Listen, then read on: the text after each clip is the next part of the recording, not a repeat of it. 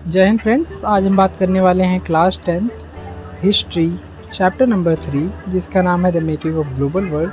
तो इस चैप्टर के अंदर देखिए हम इस बारे में समझेंगे कि आज के टाइम पर पूरा वर्ल्ड जो है वो पूरी दुनिया में किसी न किसी चीज़ से कनेक्टेड है। हर एक देश कहीं कोई आइडियाज़ के थ्रू कनेक्टेड है, कोई गुड्स एंड सर्विस के थ्रू कनेक्टेड है, कोई ट्रेड के थ्रू कनेक्टेड है, कोई माइग्रेशन के थ्रू कनेक्टेड है, एक जगह से दूसरी जगह जा रहा है। तो कहने का सेंस ये है कि आज के समय पर सब कोई एक दूसरे से कनेक्टेड है, यानी कि ये जो दौर है ये दौर ग्लोबलाइजेशन का है। तो बेसिकली इस चैप्टर के अंदर हम इसी बारे में समझेंगे कि ग्लोबलाइजेशन क्या होता है और क्या क्या उसकी इम्पोर्टेंस है। So let's study together.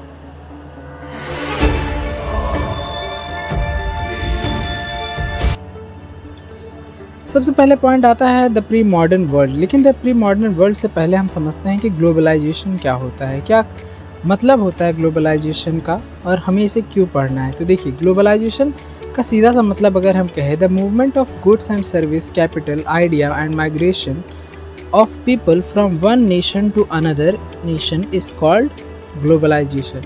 यानी कि किसी भी चीज़ का एक देश से दूसरे देश में आना जाना, आदान प्रदान, चाहे वो गुड्स का हो, चाहे सर्विस का हो, चाहे लोग आ जा रहे हों या फिर कोई आइडियाज़ हम एक जगह से दूसरी जगह शेयर कर रहे हों। तो कहने का सेंस ये है कि कहीं पर भी किसी भी देश के अंदर अगर हम एक देश से दूसरे देश में किसी न किसी चीज़ के थ्रू अगर कनेक्टेड हैं तो वही क्या है, ग्लोबलाइजेशन है। आज के समय का जो ग्लोबलाइजेशन है वो काफ़ी एडवांस है। लेकिन इस चैप्टर के अंदर हम ये जानेंगे कि किस तरीके से जो हमारे पहले के समय का ग्लोबलाइजेशन था, पहले के समय में हम कैसे एक दूसरे से कनेक्टेड थे, वो सारा नेक्स्ट पॉइंट के अंदर समझते हैं। नेक्स्ट पॉइंट जो है हमारा वो है the pre modern world. Pre modern world का मतलब है पहले के समय की चीज़ें। द एंशिएंट पीरियड की अगर हम बात करें तो जो ट्रैवलर्स थे वो एक जगह से दूसरी जगह तक ट्रैवल होते थे फॉर द डिफरेंट पर्पस, जैसे कि ज्ञान के लिए, नॉलेज के लिए वो एक जगह से दूसरी जगह तक जाते थे, स्पिरिचुअल फुलफिलमेंट के लिए जाते थे यानी कि आत्म शांति के लिए, ट्रेड के लिए जाते थे यानी कि व्यापार के लिए जाते थे, और अपने धर्मों का प्रचार करने के लिए जाते थे। तो यानी कि कहने का सेंस ये है कि जो पहले के टाइम पे था वो भी एक जगह से दूसरे जगह तक कहीं ना कहीं ग्लोबलाइजेशन होता था। अब हम ये देखते हैं कि सिल्क रूट। देखिए, सिल्क रूट क्या होता है।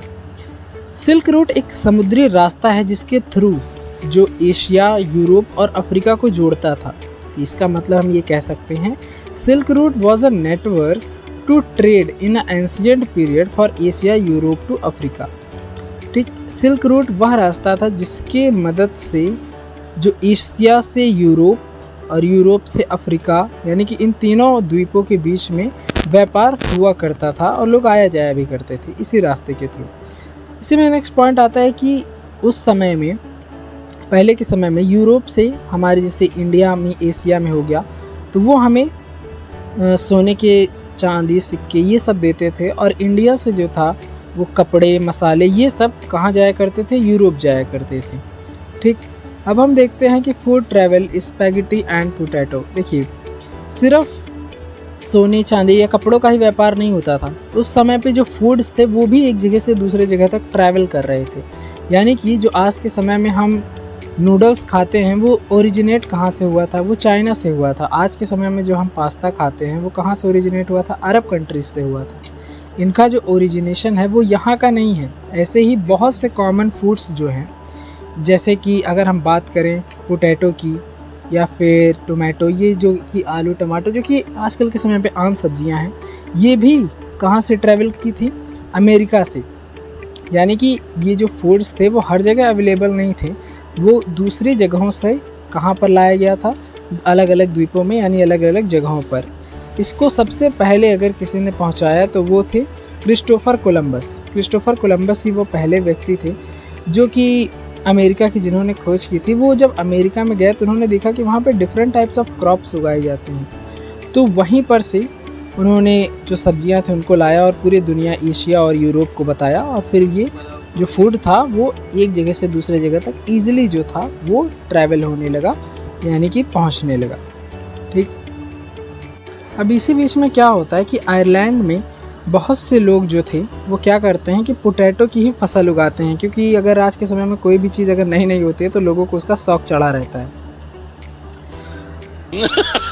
तो क्या होता है कि जो भी ये जो फूड था, पोटैटो था, तो वहाँ पर सब लोग इसी की फसल उगाते हैं, जिसकी वजह से वहाँ पे एक बीमारी फैल जाती है पोटैटो फेमाइन नाम की, और पूरे यूरोप में से बहुत से जो लोग थे वो मारे जाते हैं। नेक्स्ट पॉइंट आता है हमारा कॉन्क्विस्ट डिसीज़ एंड ट्रेड, यानी कि किस तरीके से जो बीमारियां थी उसे भी एक जगह से दूसरी जगह तक ले जाया गया था। अगर हम बात करें कि 16 and 17th century 18th century में जो अमेरिका था, यहाँ पर लोग जो थे इनका स्टेमिना बहुत वीक हुआ करता था, तो यूरोप वालों ने लालच में आकर के इन यहाँ पर जो बहुत सारे डिसीज़ेस थे वो भेज दिए, जिसकी वजह से यहाँ पर बहुत से लोगों की जान चली जाती है और फाइनली जो यूरोप होता है उस पर अपना कब्जा जमा लेता है। In 18th century the richest country of the world is India and China, यानी कि 18वीं शताब्दी की अगर हम बात करें तो उस समय विश्व के दो सबसे जो मजबूत देश थे इकोनॉमी के मामले में वो इंडिया और चाइना थे। लेकिन अब होता क्या है कि चाइना जो था वो आइसोलेशन में चला जाता है, यानी कि चाइना जो था वो पूरी दुनिया से अपना जो व्यापार का नाता था उसे तोड़ देता है, और भारत में कॉलोनियल गवर्नमेंट आनी जाती है, यानी कि ब्रिटिश गवर्नमेंट अपना शासन स्थापित कर देती है, जिसकी वजह से ये जो दोनों कंट्रीज़ थी इनका रिदम खो जाता है, यहाँ से चला जाता है। इसके बाद यूरोप क्या होता है कि जब जो दो मेन थे वो तो हट जाते हैं, तो यूरोप ट्रेड का हेड बन जाता है, यानी कि ट्रेड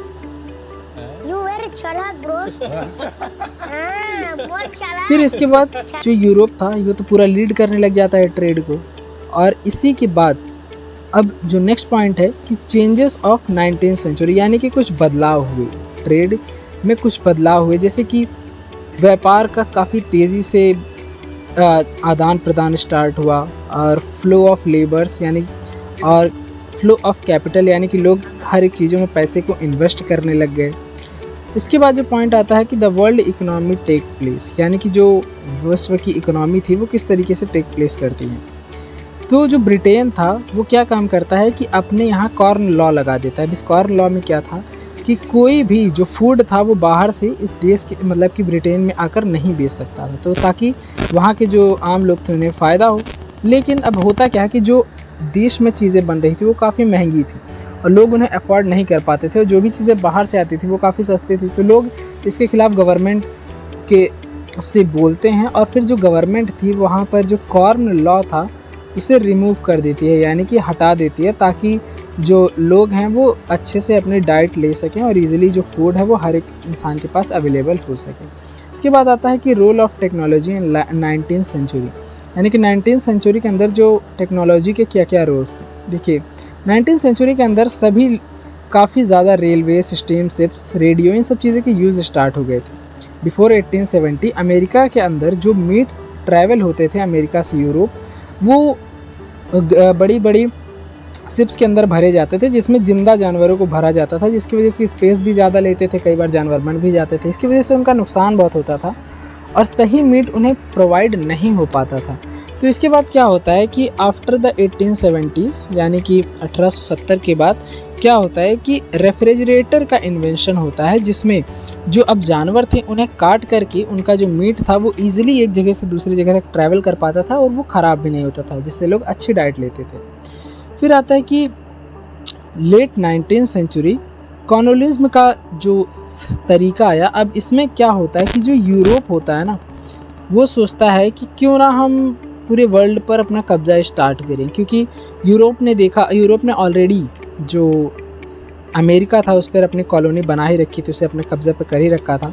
और फिर वो सोचता है कि क्यों ना हम अफ्रीका पर भी कब्जा करें, क्योंकि अफ्रीका के अंदर रिसोर्सेज, मिनरल्स बहुत ज़्यादा थे और वहाँ पे जो जनता थी, पॉपुलेशन थी, वो बहुत कम थी। तो यूरोप को देखकर लालच आ जाता है और वो वहाँ पर क्या करता है, अपना कब्जा जमाता है। इसी को लेकर बर्लिन में एक मीटिंग होती है, जिसमें यूरोप के अलग अलग देश ये डिसाइड करते हैं कि कौन कितना हिस्सा वहाँ पर लेगा।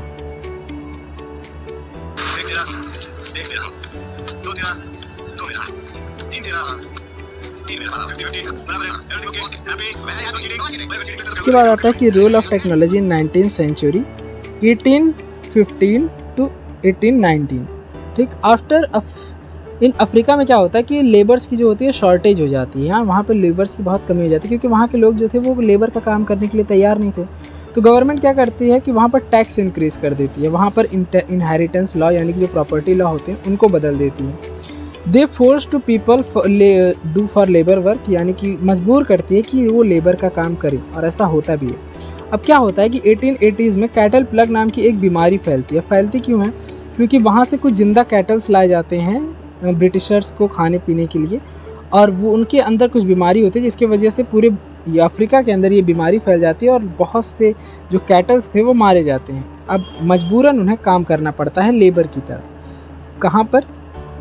इन ब्रिटिशर्स यानी कि जो भी यूरोप के लोग थे, इनके लिए उनको काम करना पड़ता है। स्टार्ट है कि in 19th century Britishers take million labours in India and migrate to another place for doing labour work. अब देखिए, भारत से भी ये लोग बहुत सारे लेबर्स को लेकर जाते हैं। रीज़न क्या था कि भारत के अंदर इन्होंने टैक्स बहुत ज़्यादा इंक्रीज कर दिया था और लोग उस कर्जे से बाहर आने के लिए मजबूरन, जिनके पास कोई संपत्ति नहीं थी, वो अंग्रेज़ों की बात मानते हैं और जाकर विदेशों में या फिर अलग अलग देशों में क्या करने लगते हैं, काम करने लग जाते हैं। किनके लिए? ब्रिटिशर्स के लिए। ठीक, अब आता है इंडिया एंटरप्रेन्योर अवार्ड। ठीक, इंडियन एंटरप्रेन्योर अवार्ड। इसमें क्या था कि Nattukottai and Hyderabadi Sindhis are group, they were do the work at the small bank और ट्रेडर। ये देखिए, ये ऐसे दो ग्रुप्स थे जिन्होंने बैंक या फिर ट्रेडर्स की तरह, यानी कि जो भी लोग खेती करते थे या कोई बिजनेस करते थे, तो ये जो ग्रुप्स थे नट्टुगुटोई एंड हैदराबादी, ये क्या काम करते थे? उन्हें छोटे छोटे लोन्स देते थे। और लेते कहाँ से थे? ये जो विश्व की बैंक्स होती थी या फिर बड़े बड़े जो संस्थान होते थे, उनसे ये लोन लेकर उन्हें देते थे ताकि वो अपना जो बिजनेस है, व्यापार है, उसे कर सकें। ठीक, इसके बाद जो नेक्स्ट पॉइंट आता है कि India trade colonialism and global system, यानी कि जो व्यापार का सिस्टम था। 1800 ईस्वी में भारत के अंदर से जो कॉटन क्लोथ से वो 30% जाते थे। 1815 में वो 15% हुआ और 19th सेंचुरी में वो 3% पर आ गया। अब देखिए, ऐसा होता क्यों था? क्योंकि इस समय में जो यूरोप था, वहाँ पर बहुत सारी इंडस्ट्रीज सेटअप होने लगी थी और वहाँ पर जो कपड़े थे वो मशीन से बनते थे, तो उन्हें रिक्वायरमेंट थी रुई की, और उनके जो कपड़े थे वो सस्ते होते थे। इसलिए जो वर्ल्ड था उनके कपड़े प्रेफर करने लगा, और हमारी यहाँ के जो भी क्लोथ्स थे, जो कपड़े थे, वो प्रेफर नहीं किए जाते थे क्योंकि वो खादी के कपड़े होते थे और बहुत महंगे होते थे। इसी वजह से इतना लंबा जो डाउनफॉल आ जाता है। इसके बाद आता है इंटर वॉर इकोनॉमी, यानी कि जो वर्ल्ड वॉर होते हैं उसका क्या इम्पैक्ट होता है इकोनॉमी के ऊपर, अर्थव्यवस्था के ऊपर। देखिए, वॉर टाइम ट्रांसफॉर्मेशन। अब आपको तो पता ही होगा कि जो वर्ल्ड वॉर लड़ा गया था वो दो पावर्स के बीच में लड़ा गया था। पहली तरफ थे अलाइड पावर, दूसरी तरफ थे सेंट्रल पावर। अलाइड पावर्स में 4 देश थे, Britain, France, Russia and USA. Central power में 3 देश थे, एक तरफ थी Germany, Austro Hungaria and Ottoman empire. इन्हीं 3 देशों के बीच में जो प्रथम विश्व युद्ध था वो लड़ा गया था, जिसमें अलाइड पावर्स लीडिंग रोल अदा कर रही थी। लेकिन अब यहाँ पर एक चीज़ क्या होती है कि ये जो वॉर हुआ था ये वर्ल्ड की इकोनॉमी पर बहुत खतरनाक इम्पैक्ट डालता है। अब वो क्यों? क्योंकि वॉर के टाइम पर हर एक चीज़ की रिक्वायरमेंट होती है। अब इसमें बहुत सारी चेंजेस आते हैं। वॉर के टाइम पर यूरोप के अंदर जो पॉपुलेशन थी वो डिक्रीज़ हो जाती है क्योंकि सभी लोगों को लड़ाई पर भेजा जाता है। अब इस समय क्या होता है कि जो महिलाएं होती हैं उनको काम करने के लिए फैक्ट्रीज़ में आना पड़ता है।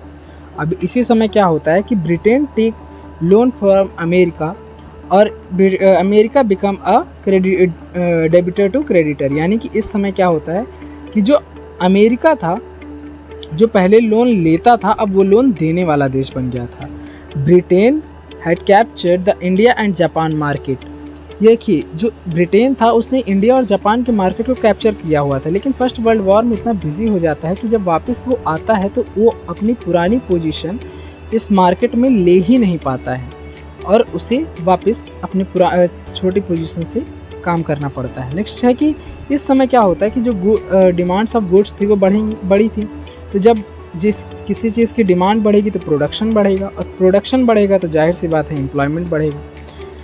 लेकिन जैसे ही वॉर ख़त्म होता है तो इंटरेस्टिंग चीज़ ये बात आती है कि जो डिमांड्स ऑफ गुड थी वो डाउन हो जाती है क्योंकि अब वॉर ख़त्म हो चुका था तो चीज़ों की गुड्स की डिमांड ही नहीं थी, तो प्रोडक्शन भी कम हुआ और जब प्रोडक्शन कम हुआ तो जाहिर सी बात है कि एम्प्लॉयमेंट भी कम हो गया। इसके बाद जो नेक्स्ट पॉइंट है वह है कि the size of mass production and consumption, यानी कि अब हम ये समझते हैं कि मास प्रोडक्शन क्या होता है। देखिए, मास प्रोडक्शन सीधी सी चीज़ है कि किसी भी चीज़ को अगर हम लार्ज क्वांटिटी में प्रोड्यूस करें, anything is produce in the large quantity is called mass production. अब दरअसल होता क्या है कि एक व्यक्ति होते हैं अमेरिका के अंदर जिनका नाम है हेनरी फोर्ड, जो कि फोर्ड कंपनी के ओनर हैं। इन्होंने क्या काम किया कि इन्होंने इतनी इंटरेस्टिंग वे में अपने कार्स के डिज़ाइन को सेटअप किया कि 1919 में इन्होंने 2 मिलियन कार्स बनाई और 1929 में ये जो आंकड़ा था ये बढ़कर कहाँ चला गया, 5 मिलियन तक चला गया। तो कहने का मतलब ये था कि इन्होंने इतने अच्छे से चीज़ों को सेटअप किया था कि जो अमेरिका के अंदर प्रोडक्शन था वो मास प्रोडक्शन में बदल गया था। और सिर्फ यही नहीं, वहाँ पर लोगों ने अपना लिविंग स्टैंडर्ड बदला, यानी कि वहाँ के लोग फ्रिज अब यूज़ करने लगे थे, वॉशिंग मशीन यूज़ करने लगे थे, रेडियो, हर एक चीज़ को इन्होंने यूज़ करना स्टार्ट कर दिया था, जिसकी वजह से अमेरिका के जो लोगों का लिविंग स्टैंडर्ड था वो धीरे धीरे क्या हुआ, चेंज होने लगा, बदलने लगा और काफ़ी अच्छा हो गया। ठीक, अब इसके बाद जो नेक्स्ट पॉइंट आता है कि हमारा द ग्रेट इकोनॉमिक डिप्रेशन। ये ग्रेट इकोनॉमिक डिप्रेशन में क्या होता है कि 1929 से 1930s के बीच, यानी कि जब ये चला था ग्रेट इकोनॉमिक डिप्रेशन, इस समय क्या होता है कि प्रोडक्शन लेवल जो था एग्रीकल्चर का वो बहुत ज़्यादा हो जाता है। और जो अगर जाहिर सी बात है किसी चीज़ की डिमांड कम है और प्रोडक्शन ज़्यादा होगा तो उसका दाम गिरेगा। लेकिन इस समय क्या होता है कि जो फार्मर्स होते हैं उन्हें लगता है कि अगर हम और ज़्यादा करेंगे तो हमें फ़ायदा होगा। लेकिन जब उन्होंने और ज़्यादा चीज़ों का प्रोडक्शन किया, यहाँ पर दाम और ज़्यादा गिर गया चीज़ों का। उसी समय क्या होता है कि विड्रॉवल ऑफ अमेरिका ने जितने भी देशों को लोन दे रखा था वो वापस लेने लगता है। अमेरिका डबलिंग इम्पोर्ट ड्यूटीज़, यानी कि अमेरिका जो थी वो इम्पोर्ट ड्यूटीज़ यानी कि जो टैक्सेस थी उसे बढ़ाने लग जाती है। ठीक, India and the great depression 1929 to 1934। देखो, इंडिया जो था उस समय पर मेजर एक्सपोर्टर था किसका, एग्रीकल्चर गुड्स का, यानी कि जो फसलें थी उनका, और मेजर इम्पोर्टर था किसका, इंडस्ट्रीज़ का, यानी कि इंडिया के अंदर इंडस्ट्रीज़ का सेटअप बहुत तेज़ी से हो रहा था। इस समय कॉलोनियल गवर्नमेंट, यानी कि जो ब्रिटिश गवर्नमेंट होती है, वो टैक्स इंक्रीज कर देती है, क्योंकि वो एक वॉर से भी झेल कर आई होती है, जिससे उसे अपनी इकोनॉमी मेंटेन करने के लिए इंडिया के लोगों को जो टैक्स था उन पर बढ़ा देती है। नॉर्मल पीपल जो होते हैं, जो आम लोग होते हैं, वो क्या करते हैं, अपनी जो प्रॉपर्टी होती है, ज्वेलरी होती है, यानी जो भी चीज़ होती है, बेच कर जो ब्रिटिश गवर्नमेंट था उसका टैक्स भरती हैं और उनके अत्याचार को वो झेलती है। इसके 20 साल बाद, यानी कि after the first world war, यानी कि 2 डिकेड्स के बाद स्टार्ट होता है वर्ल्ड वॉर 2। अब इस वर्ल्ड वॉर 2 में क्या होता है कि ये 2 पावर्स के बीच में लड़ा जाता है और ये स्टार्ट होता है 1939 से लेकर के 1945 तक चलता है। इसमें 2 पावर्स थी, एक तरफ से सेंट्रल पावर जिसे एक्सिस पावर भी बोलते हैं, जिनमें जापान, इटली और जर्मनी था। दूसरी तरफ थी अलाइड पावर जिसमें थी फ्रांस, अमेरिका, ब्रिटेन और सोवियत यूनियन। इन्हीं दोनों महाशक्तियों के बीच में जो वर्ल्ड वॉर सेकेंड था वो लड़ा गया था। अब इस वर्ल्ड वॉर सेकेंड का जो इम्पैक्ट था वो क्या पड़ा कि जिसके वजह से लोगों को प्रॉब्लम्स झेलनी पड़ी, वो क्या थी।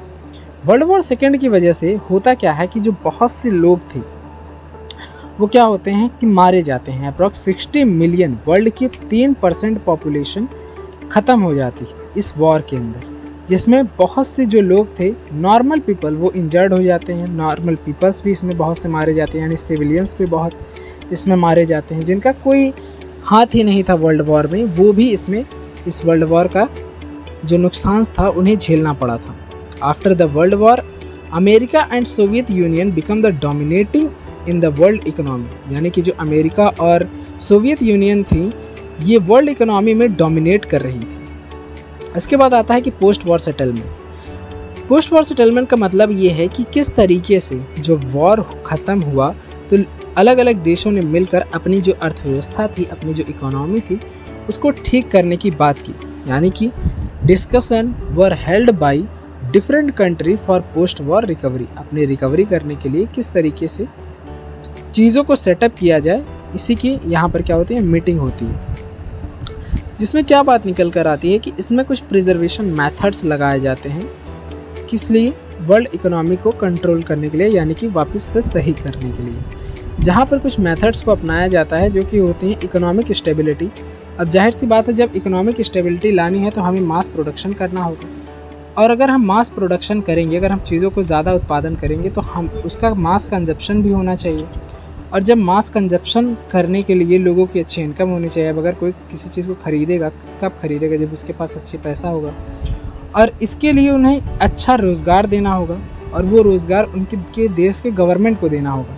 तो जाहिर सी बात है, जब अच्छी एम्प्लॉयमेंट होगा, अच्छा रोज़गार होगा तो अच्छा इनकम होगा, और इनकम से वापस इकोनॉमी स्टेबिलिटी बनी रहेगी। और इसी साइकिल के थ्रू जो वर्ल्ड इकोनॉमी थी वो वापस से लीड करने लग जाती है। अब क्या होता है, ब्रिटेन वुड हेम्स्पायर में जुलाई 1994 में क्या होता है कि वहाँ पर United nation of unitary and financial conference यानी कि UNMIC, इसमें क्या होता है कि दो बहुत बड़ी बड़ी संस्थान बनाई जाती है, यानी कि दो बड़े बड़े इंस्टीट्यूशन बनाए जाते हैं, जिसका नाम था IMF यानी कि इंटरनेशनल मॉनेटरी फंड, और दूसरा था IBRD यानी कि international bank for reconstruction and development. ये जो दोनों बैंक्स थी, या इन्हें बैंक्स भी हम कह सकते हैं, इन्होंने वर्ल्ड इकोनॉमी को सही करने का जो जिम्मा था इन्हें दिया गया था। और इसमें जो USA था वो डोमिनेटिंग रोल अदा कर रहा था, क्योंकि वो पावरफुल कंट्री था उस समय में इकोनॉमिक मामले में। The early post war era यानी कि 1950 to 1970, इस समय जो वर्ल्ड इकोनॉमी थी, यानी कि 1950 के बीच की जो इकोनॉमी थी वो अप्रॉक्स 8% ग्रो कर चुकी थी व्यापार के मामले में। In the country setup the industries, सभी कंट्रीज़ में जो इंडस्ट्रीज़ थी वो सेटअप होने लग गई थी। डीकोलोनाइजेशन एंड इंडिपेंडेंस यानी कि after world war second IMF and IBRD, ये जो दो बड़ी बड़ी इंस्टीट्यूशन थी, ये क्या काम करते हैं कि जो डेवलप्ड कंट्रीज़ होती हैं, यानी कि जो विकसित देश होते हैं, सिर्फ उन्हीं को सहायता देते हैं। जो डेवलपिंग कंट्री होती है, जो विकास कर रही होती हैं या करना चाहती थी, उन्हें ये मदद नहीं करती थी। रीज़न ये था क्योंकि इन्हें लगता था कि अगर हम कमज़ोर देश के लोगों को अगर हम पैसा देंगे, या फिर कमज़ोर जो इकोनॉमिक मामले में कमज़ोर है उन्हें पैसा देंगे, तो ये लोन को वापस चुका नहीं पाएंगे, जिसकी वजह से इन कंट्रीज़ की मदद नहीं हो पाती है। तो इस समय क्या होता है कि एक जो ये देश होते हैं डेवलपिंग कंट्रीज़, ये क्या बनाते हैं G77, और ये किसके द्वारा फॉर्म होती है NIEU यानी कि न्यू इंटरनेशनल इकोनॉमिक ऑर्डर। और ये डिमांड करते हैं, ये इन चीज़ों की डिमांड करते हैं कि